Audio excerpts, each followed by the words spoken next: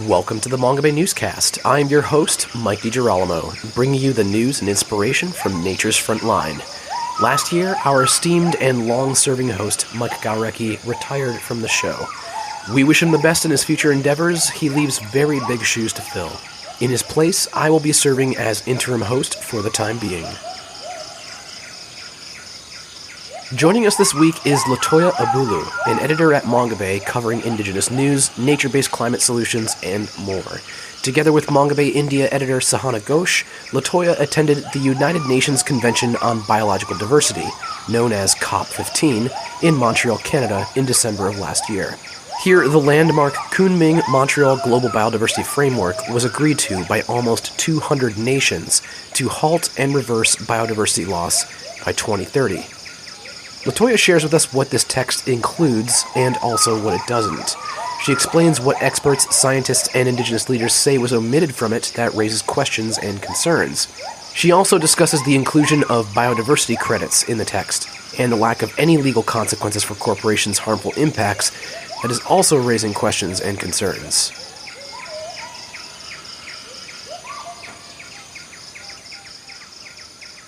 Hi, Latoya. Welcome to the Mongabay Newscast. How are you? I'm doing great. I'm happy to be here. So, you attended COP15 in Montreal this past December with Mongabay India editor Sahana Ghosh. What exactly is COP15 and why is it so important? All right, so COP simply stands for Conference of the Parties. So it's also known as the United Nations Biodiversity Conference. So COP15 is the 15th meeting of the parties to the Convention on Biological Diversity, so the CBD. So it brings together countries from around the world, so 190 UN members. The US is not a party to the COP15. And their goal is to agree on targets to ensure the survival of species and stem the collapse of ecosystems around the world. So this is important really because, a landmark report in 2019 by the Intergovernmental Science Policy Platform on Biodiversity and Ecosystem Services, so the IPBES, estimated that 1 million animal and plant species are threatened with extinction. Also, according to the FAO, 90% of people globally living in extreme poverty depend on forests and ecosystems for their livelihoods. There were other COPs. There was, the COP10, which was in Aichi, Japan, that their agreements, their targets have not been met at all. So really the pressure was put on, at the COP15 for, financial and political support to meet, these new targets, to reverse and halt biodiversity loss by 2030. And achieve the 2050 vision of living in harmony with nature. So you and Sahana published a feature about the Kunming-Montreal Global Biodiversity Framework that was agreed to at the conference. What is this agreement, and how did delegates react to it? So the Kunming-Montreal Agreement, the GBF, is the post-2020 Global Biodiversity Framework. It's called Kunming-Montreal because initially China was the host for this conference. However, due to issues with COVID-19, it was moved to Montreal. So it lists together 4 goals and 22 targets to meet by 2030. The 2030 mission is to halt and reverse biodiversity loss by 2030 with an overall vision of living in harmony with nature by 2050. The way that delegates react to it, really, it was a mixed bag. So, overall, once there was an agreement on December 19th, there was overall a sense of jubilation. Finally, this came into place. Mostly the 30 by 30 goal. So the goal of, conserving 30% of land, and ocean by 2030 was put into the agreement concretely. Indigenous rights, protection of indigenous traditional lands, indigenous knowledge were included in the agreement, which had a lot of campaigning and focus in the running up to COP15. Even during a press conference at the end, there was an official of WWF that became teary at the fact that, this historical agreement was completed. And it indeed is a historical agreement because It's the first time that the international community came together to preserve this much land and ocean. And also it's historical because of the inclusion of Indigenous rights within the framework. However, there are reservations.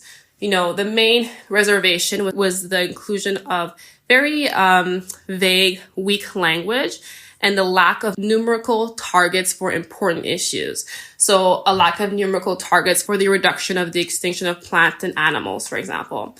There was lack of numerical targets for the reduction of pesticides, the weak language on horizon scanning, tech assessments, the monitoring of biosafety. So it really was a mixed bag in terms of, what was offered and what people actually, received at the end. So let's get into that just a little bit more. How big of a problem is it that the agreed targets are vague and non-quantitative? What kind of issues does that present? If the targets are vague and, there isn't, a quantitative element to important issues that drive biodiversity loss, such as, unsustainable consumption and production and pesticides, we won't be able to reach the agreement's mission to halt and reverse biodiversity loss by 2030. And a lot of the time what you see within the text is that there's a focus on, using 2050 as deadlines for key conservation goals. However, this is seen as too late by, scientists within COP15. Another thing to understand is that the countries use, the COP15 targets within their national biodiversity strategy action plans, which are NBSAPs. And they have to report and monitor how they're living up to the progress of these goals. However, if there's not a quantitative element to, reaching these drivers of biodiversity loss, how are we going to make sure that we're achieving this mission to reverse and halt biodiversity loss by 2030? Another thing to recognize also is that the agreement is also a form of soft law. And what this means is that it's not legally binding. So there are no enforcement mechanisms or sanctions for non-compliance already to this agreement. So the fact that there's not even numerical targets for important elements within something that's already seen as that is already soft law makes a weak agreement a bit weaker in a sense. And how is this getting paid for? What are governments and UN programs and agencies planning to contribute? And is it being seen as enough? There are important things to recognize when it comes to biodiversity finance within the agreement. The first thing is there are a lot of numbers here. The agreement set out the mobilization of $200 billion per year by 2030. However, according to a report by the Nature Conservancy, we need $700 billion more per year in order to meet, the goals within the GBF. One would ask, why do we need so much money? It's because a lot of money at the moment is being funneled into subsidies that are harming biodiversity. So at the moment, $1.8 trillion is spent per year on subsidies harming nature. The goal is to divest a good chunk of that money into restorative practices. Most of that money right now is being put into industrial agriculture. And according to studies, industrial agriculture contributes to 70% of terrestrial biodiversity loss. Another number that's within the text is that they want to reduce $500 billion of those subsidies per year and put it into restorative practices. Those were overall seen as important goals to meet. However, the issue is that how are we going to close that $700 billion gap within the text when at the moment countries and the private sectors are not contributing enough? So at the moment, according to latest estimates, there was $7 billion per year contributed by countries, $850 million per year contributed by philanthropies, and $447 million per year contributed by the private sector. However, according to a study by the International Energy Agency, the net income from the world's largest oil and gas producers is set to double to $4 trillion. So there is money there The issue is that, it's not being put into financing and resource mobilization to achieve the agreement.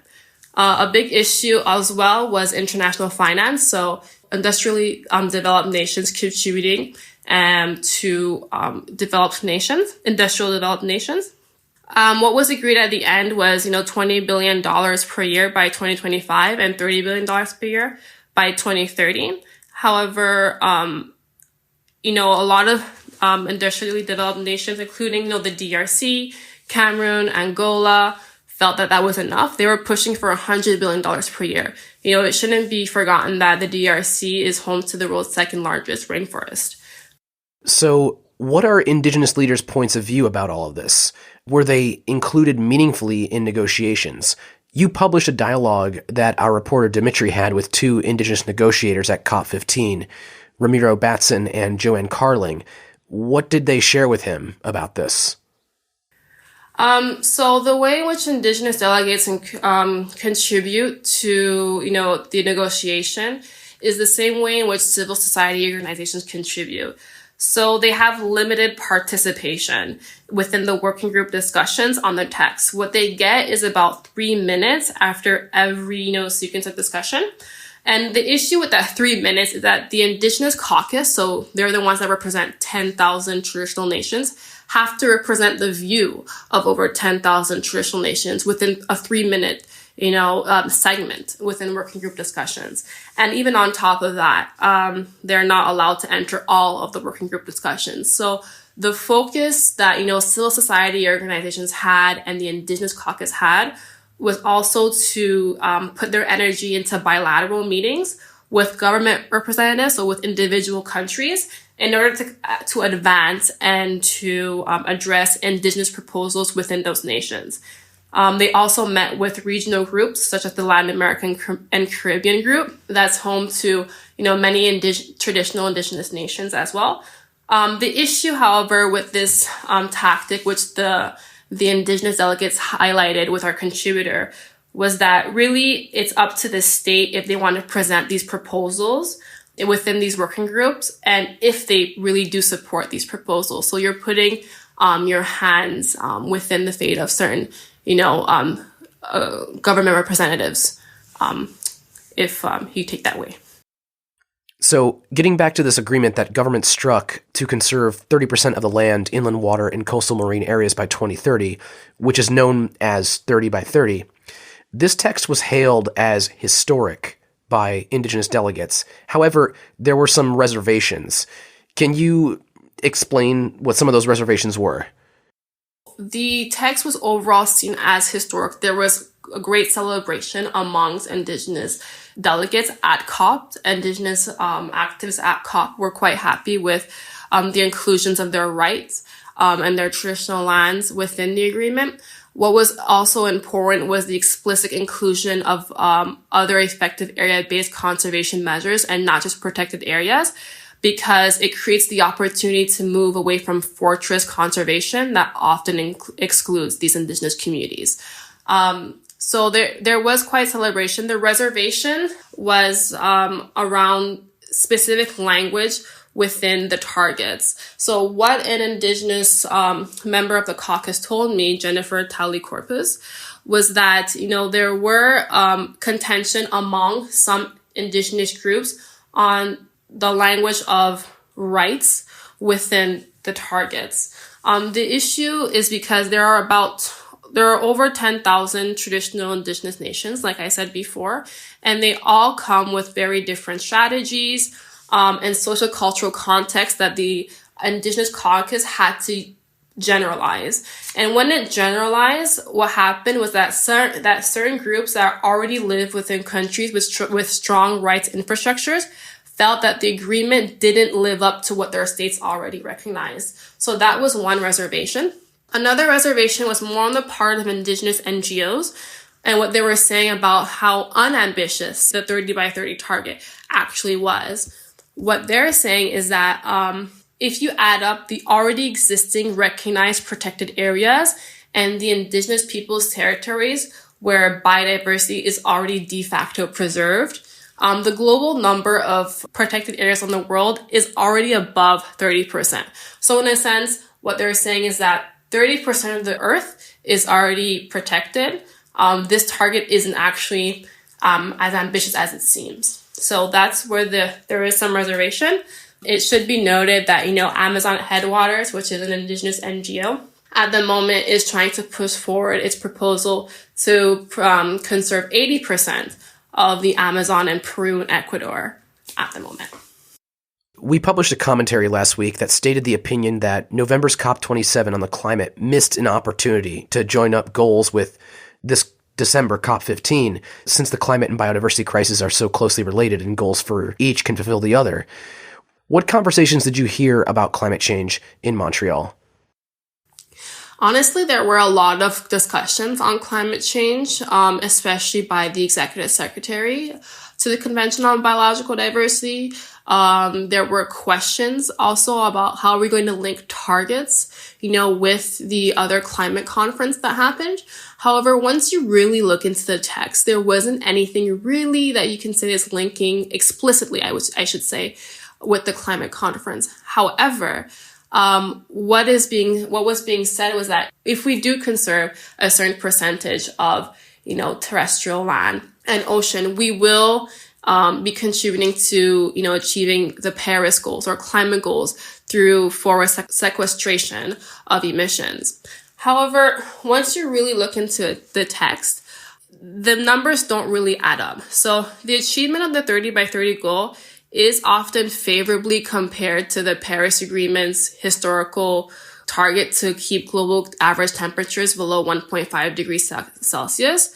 However, it doesn't go hand in hand with the Paris Agreement in itself. According to a 2021 study published by Science Advances, the best pathway to actually, stay below 1.5 degrees Celsius in temperature is to conserve at least 50% of land and ocean by 2030 and not less. So even the target that was somehow seen as, linking up inadvertently with the climate conference goal in itself, according to science, cannot help achieve the 1.5 degree Paris goal. So there was something else included in the text that I wanted to ask about, and that was biodiversity credits. Why are those in there? What are they exactly? And what about the self-reporting aspect that corporations lobbied for on their impact on biodiversity and the lack of any legal consequences for harmful business practices? That is a good question. And it is something that was overlooked actually within the agreement when it was completed, and even by I would say a lot of other media organizations that I spoke to at COP, they were surprised that there was an inclusion of biodiversity offsets. The only reason I figured out that biodiversity offsets and credits were in the text was because I spoke with a geneticist at COP15, and she opened up the paper and she pointed out a small text, within a target, biodiversity offset. And that really stuck out to me because, it is something that is new, but it is something that she said is concerning because what was being lobbied for heavily by a corporation was kind of linking the trade of biodiversity with the trade of carbon. Carbon offsets basically is where a company, contributes to emissions and would replant a forest in a different area in order to sequester those carbon emissions in order to make up for it, in order to offset it. The kind of logic, I would say, being used behind biodiversity offset is thinking that, if I destroy biodiversity in one area, I can make up for that loss by, planting a forest in another area. The issue, though, is that, we're not talking about emissions that can be absorbed in a different region. We're talking about losing species that are part of a local region that are embedded to that region, and we can't make up for that, as emissions. Already, the discussion around carbon offset is so controversial within the environmental space. Now, the inclusion of biodiversity offset in a way that's very almost hidden and quietly putting that language in there is something that is quite concerning, and a lot of corporate watchdogs found that very concerning at COP. It shouldn't be forgotten that, the private sector had a huge presence at this COP15, which is what drew so much protest. by a lot of NGOs while they were there, and drew concerns by by scientists who have been at the CBD for decades, and they're seeing the increased presence and lobbying of the private sector with government representatives.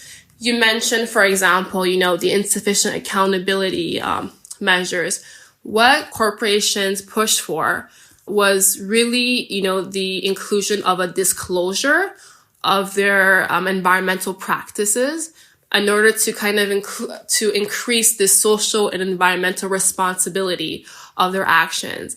And, this push for disclosure was by a task force that included, Bayer, Bank of America, BlackRock, which are organizations that have gone under fire for their environmental records in the past. The issue, however, with the disclosure is that there isn't really any legal ramifications for the disclosure. Companies simply have to self-report, so it isn't done independently. There isn't really an audit. They have to self-report their impacts, but there isn't any legal consequences for these impacts as said within the agreement. The legal consequences would come more so from nations or, litigations, etc. But the agreement doesn't mention anything about, consequences for environmental destruction or impact on social livelihoods, etc. And do you care to share about any of your personal observations from being there at the conference hall? Any thoughts or anecdotes about things that made you smile or gave you pause? So I attended the COP15 with Sahana Ghosh, who is an editor with Mongabay, India. And, some things that really made her, smile and gave her optimism was the amount of youth who were engaged at the conference, whether it was even through protest, whether it was through negotiations, whether it was taking part with meetings with the delegates, etc. So it gave her optimism that, we are able to work out solutions for halting and reversing biodiversity loss. For me personally, things that made me pause and smile was the amount of organizations that were present at the COP15 conference that were keeping their finger on the pulse.